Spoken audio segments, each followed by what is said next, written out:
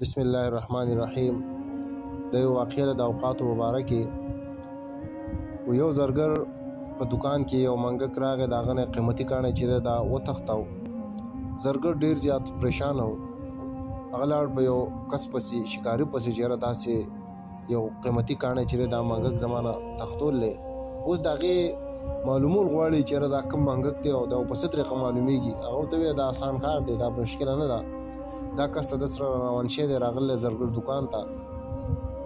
کله چې زرګر دکان ته راغلی دی، ناست دی، ګوري چې منګکان څه په یو طرف روان دي، څه په بل طرف روان دي. او یو منګک په دې کې داسې دی چې هغه ځان له یوازې ګرځي. او دغه شکاري هم په ده باندې بالکل شست برابر کو او یو درجې ته وباسه.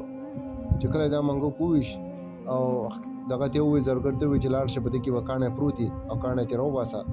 هغه چې لاړ، کاڼی پکې پروت و. د حیرت سره تپوس وکړو چې تا ته څنګه پته ولګېده چې دا کاڼی چې دی دا په دې منګک کې دی. هغه ورته ووایي چې هر کله هر چا سره څه نایاب څیز راشي، که هغه مال دی، دولت دی، هر شی چې دی، هغه به د خلکو نه، د خپلې قبیلې نه به ځان یوازې به دی ګرځي.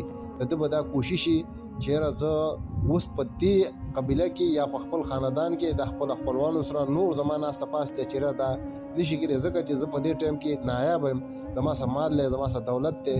نو دقسې کار چې دا د منګک کو په دې ټایم کې دوی چې یاره زما سره د دنیا د ټولو نه قیمتي څیز دی، نو زه ولې د خپل د نورو منګکانو سره وګرځم.